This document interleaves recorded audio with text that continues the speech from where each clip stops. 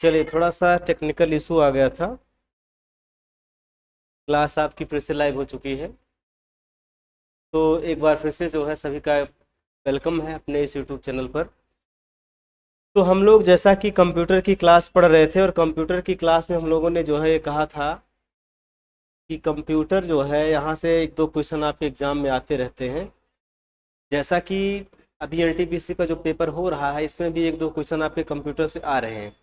तो उनको cover up करने के लिए जो है ये थोड़ा सा अगर हम पढ़ लेंगे यहाँ से तो सारे के सारे प्रश्न बन जाएंगे। बहुत ज़्यादा मेहनत करने की इसको टॉपिक में ज़रूरत नहीं होती है। केवल यही है, आपको पता होना चाहिए कि हाँ किस टॉपिक से प्रश्न आपके बन रहे हैं। चलिएगा, तो देखिएगा जो है इसमें हमने क्या क्या बातें कर ली हैं। हमने जो है कंप्यूटर के बारे में थोड़ा सा बात किया था कि कंप्यूटर एक इलेक्ट्रॉनिक मशीन है जो तर्कपूर्ण गणनाओं को करने के लिए प्रयोग किया जाता है। कंप्यूटर क्या है? एक इलेक्ट्रॉनिक मशीन है जो लॉजिकल कैलकुलेशन को करने के लिए यूज किया जाता है। इसमें जैसे किसी भी डेटा को हम इनपुट करते हैं, किसी भी निर्देश को हम देते हैं, वो प्रोसेस करके हमको आउटपुट देता है। और इसके अलावा जो भी आउटपुट हमको मिलता है हम उसको सॉफ्ट कॉपी, हार्ड कॉपी या फ्यूचर के लिए भी स्टोर कर सकते हैं। तो इसी मशीन को हम कहते हैं कंप्यूटर। आगे देखिएगा, कंप्यूटर के घटक की बात की गई थी कि कंप्यूटर के कंपोनेंट कितने होते हैं। तो कंप्यूटर में तीन प्रकार के घटक होते हैं। पहला होता है हार्डवेयर, दूसरा होता है सॉफ्टवेयर और तीसरा होता है डेटा। हार्डवेयर, सॉफ्टवेयर और डेटा, ये तीन प्रकार के जो है इसमें घटक होते हैं। हार्डवेयर कंप्यूटर का वो पार्ट है जिसको हम छू सकते हैं, जैसे माउस हो गया, कीबोर्ड हो गया, सीपीयू हो गया, मॉनिटर हो गया, इसको हम छू सकते हैं, उसको हम बोलते हैं हार्डवेयर। सॉफ्टवेयर क्या होता है? ये जो है इंस्ट्रक्शंस होते हैं, प्रोग्रामों का समूह होता है जिसको हम छू नहीं सकते ना ही देख सकते हैं। इसके द्वारा जो भी हम इनपुट करेंगे उसको प्रोसेस करने के लिए जो है उसमें कुछ प्रोग्राम होते हैं, उनको हम कहते हैं सॉफ्टवेयर। और डेटा क्या होता है? डेटा जो है मैंने आपको बताया था अनप्रोसेस्ड जो है इंस्ट्रक्शन को डाटा कहते हैं। और डाटा जो है ये तथ्यों और सूचनाओं का जो है कलेक्शन होता है जो कि अनप्रोसेस्ड होता है। आगे देखिएगा, कंप्यूटर के विकास की अगर बात की जाए तो कंप्यूटर का विकास आज के कंप्यूटर से एकाएक नहीं हो गया। जैसा कंप्यूटर आज दिख रहा है इस तरीके से नहीं हुआ है। इसमें जो है कई स्टेप में इसका विकास हुआ। इसमें जो है पहला जो बना वो था अबेकस। अबेकस आप देख रहे होंगे, एक गणना करने की मशीन थी। गणना करने की मशीन, गणना करने की मशीन थी जिसके आधार पर हम छोटी मोटी गणनाओं को करते थे। इसको कहा जाता था अबेकस। बाद में जो है ब्लेज पास्कल ने एक कैलकुलेटर बनाया जो है जिसको पास्कलाइन कहा गया, ठीक है ना। और इसमें भी जो है गणना की जाती थी। आगे देखिएगा, चार्ल्स बेबेज ने जो है एक डिफरेंस इंजन बनाया जो कुछ इस तरीके से था। और इसका उपयोग भी जो है किसके लिए किया जाता था? इसका उपयोग भी गणना के लिए किया जाता था। तो पहले अबेकस बना, ठीक है, पहले क्या बना? अबेकस बना, फिर कैलकुलेटर बना, फिर जो है ये डिफरेंस इंजन बना, और फिर एनालिटिकल इंजन बनेगा। एनालिटिकल इंजन बनेगा, इसमें जो है बाइनरी अंकों का उपयोग किया जाएगा। इसमें बाइनरी अंकों का उपयोग किया जाएगा। तो सवाल यहाँ से आपके एग्जाम में बन सकता है, इसको याद रखिएगा कि किसमें बाइनरी अंकों का यूज किया गया। तो बाइनरी अंकों का यूज किया गया एनालिटिकल इंजन में। और क्या याद रखना है, इसमें जो है इसका आविष्कार अगर पूछा जाएगा कि इसका आविष्कार किसने किया है, तो इसका आविष्कार किया है लेडी आगस्टा ने। इसका आविष्कार किसने किया हुआ है? तो इसका आविष्कार किया हुआ है लेडी आगस्टा ने। किसने भैया किया हुआ है? तो इसका आविष्कार किया हुआ है लेडी आगस्टा ने, ठीक है ना। लेडी आगस्टा ने जो है एनालिटिकल इंजन का आविष्कार किया हुआ है। और इसमें बाइनरी अंक, बाइनरी का मतलब दो अंक 0 और 1 को बाइनरी अंक कहा जाता है। और इसी का यूज यहाँ पर किया जाता था। मोटिवेशनल लाइफ, नमस्ते भैया। चलिए आगे देखिएगा,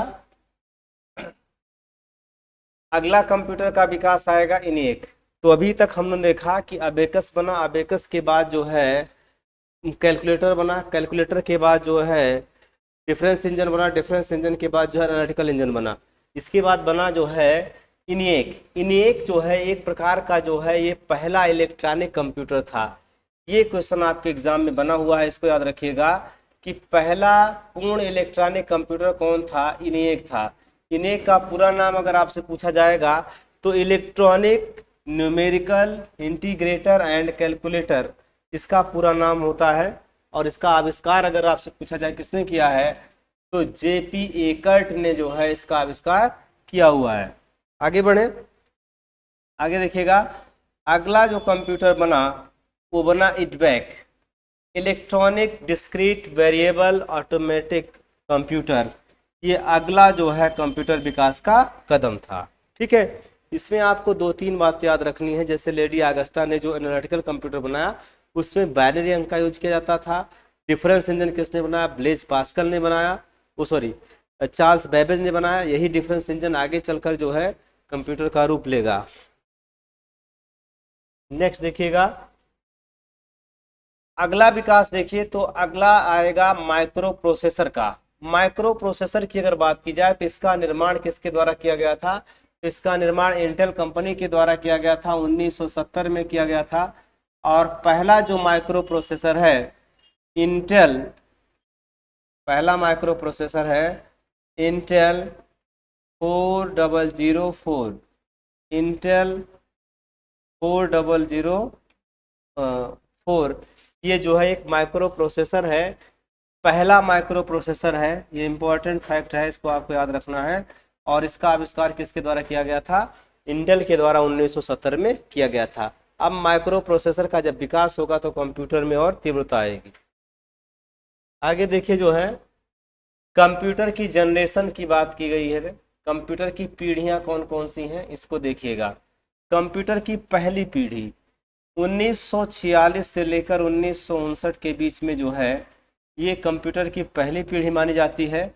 और इसमें वैक्यूम ट्यूब का यूज किया गया था, वैक्यूम ट्यूब का इसमें यूज किया गया था, दिख रहा होगा, वैक्यूम ट्यूब का इसमें यूज किया गया था। ठीक, दूसरी पीढ़ी की अगर बात करें तो 1959 से लेकर 1965 के बीच में कंप्यूटर की दूसरी पीढ़ी आई थी। इसमें क्या था, इसमें ट्रांजिस्टर का आविष्कार हुआ था। किसका हुआ था, ट्रांजिस्टर का आविष्कार हुआ था दूसरी पीढ़ी में। तीसरी पीढ़ी 1965 से लेकर 1971 के बीच थी। इसमें आईसी का यूज किया गया था, इंटीग्रेटेड सर्किट का उपयोग किया गया था। अगला देखिएगा, चौथी पीढ़ी की अगर बात करें तो चौथी पीढ़ी में आ गया था माइक्रो प्रोसेसर। सवाल पूछेगा कि माइक्रो प्रोसेसर का यूज जो है वो किस पीढ़ी के कंप्यूटर से किया जा रहा है, तो ये चौथी पीढ़ी के कंप्यूटर से किया जा रहा है। 1971 से 1980 के बीच में कंप्यूटर की 4th जनरेशन आई थी और उसी में जो है इसका यूज किया गया था, माइक्रो प्रोसेसर का यूज किया गया था। ठीक है, और अगली पीढ़ी जो आएगी जो है जो चल रही है, इसमें जो है क्या होगा, इसमें एआई का ज़माना रहेगा, आर्टिफिशियल इंटेलिजेंसी का ज़माना रहेगा, ये हमको देखने को मिल रहा है। चलिए आगे बढ़े भाई, आगे देखिएगा कंप्यूटर की कार्य पद्धति की अगर बात करें तो कंप्यूटर की कार्य पद्धति में 2 महत्वपूर्ण अंग होते हैं, एक होता है हार्डवेयर और दूसरा होता है सॉफ्टवेयर।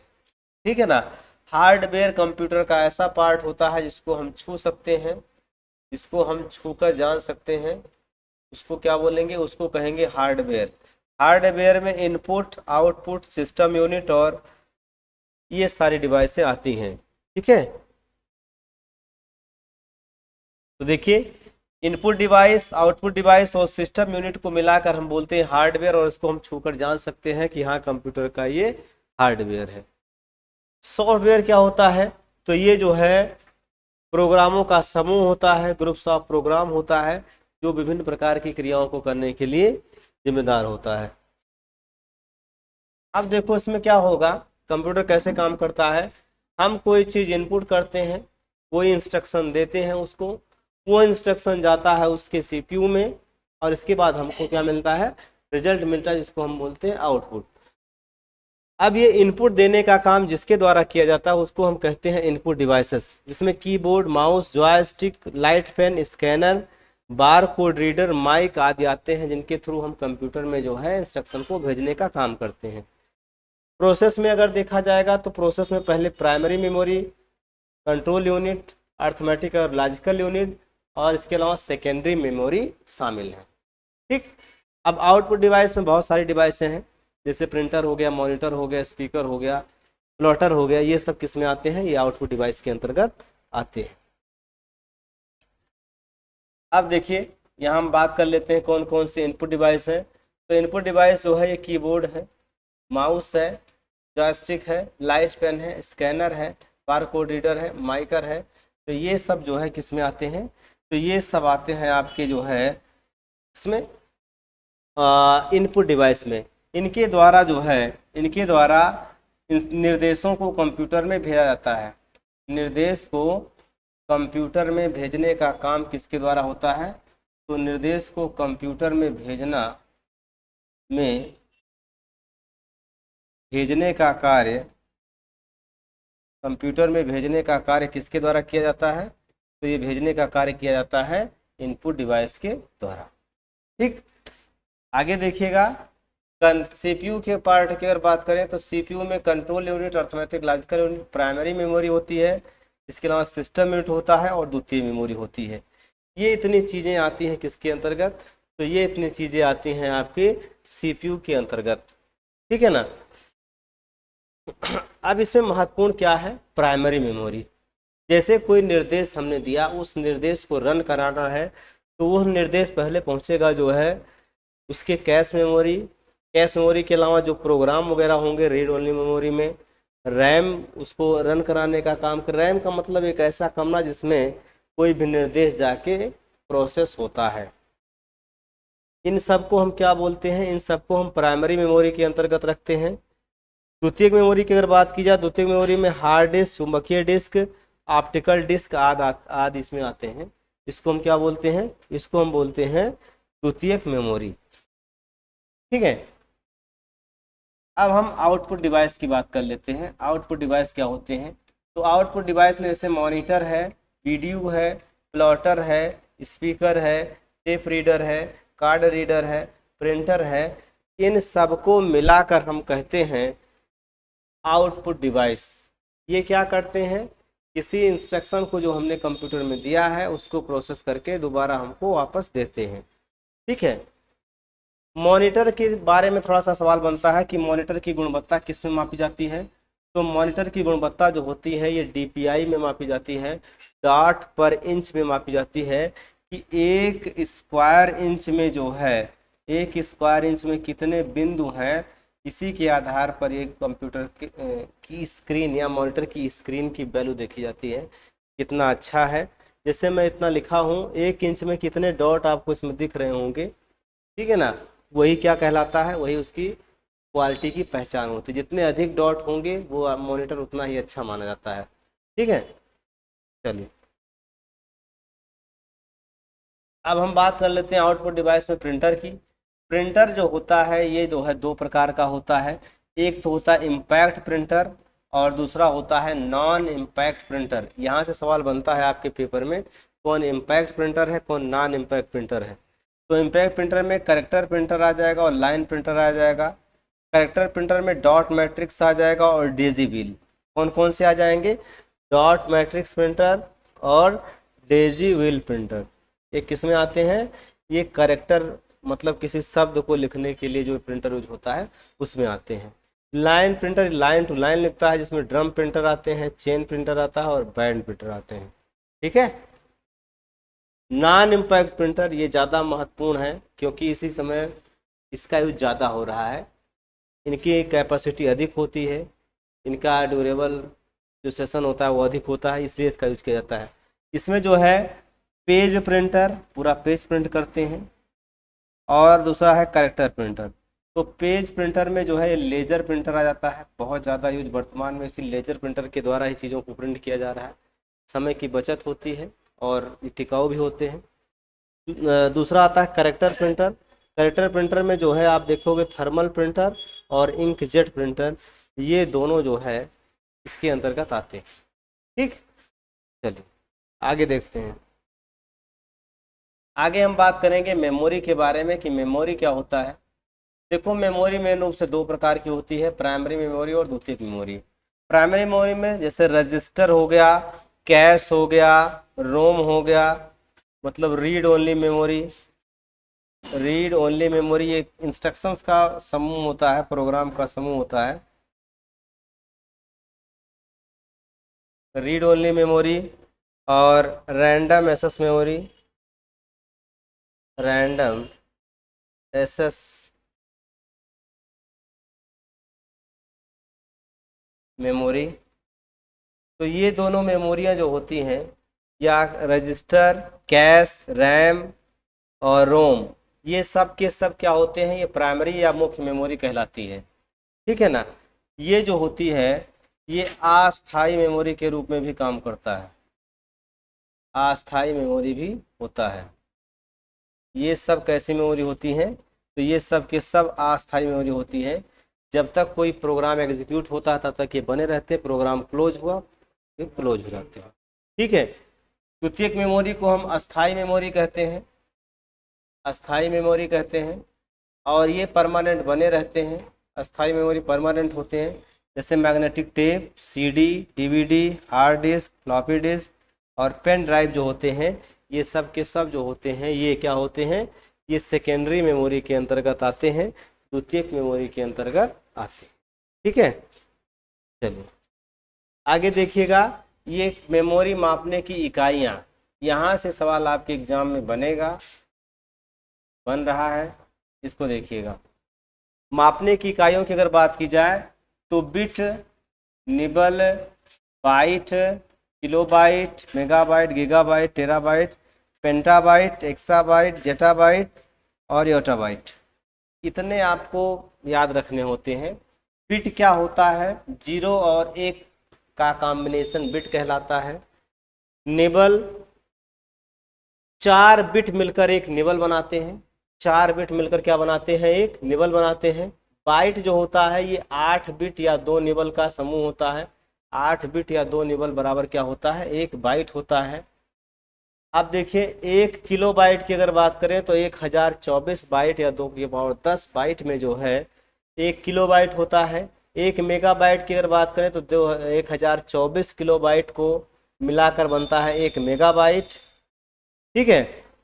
1 गीगाबाइट या जीबी की बात करें तो 1024 एमबी मिलकर क्या बनाता है, 1 जीबी बनाता है, 1 गीगाबाइट बनाता है। ठीक है। 1 टेराबाइट की अगर बात करें तो 1024 जीबी मिलकर 1 टेराबाइट बनता है। और 1 पेंटाबाइट की अगर बात करें, 1 पेंटाबाइट की अगर बात की जाए तो 1 पेंटाबाइट बराबर होता है 1024 टीबी, टेराबाइट। ठीक है। 1 एक्साबाइट की अगर बात की जाए, 1 एक्साबाइट की अगर बात की जाए तो 1 एक्साबाइट बराबर होता है 1024 पेंटाबाइट। ठीक है।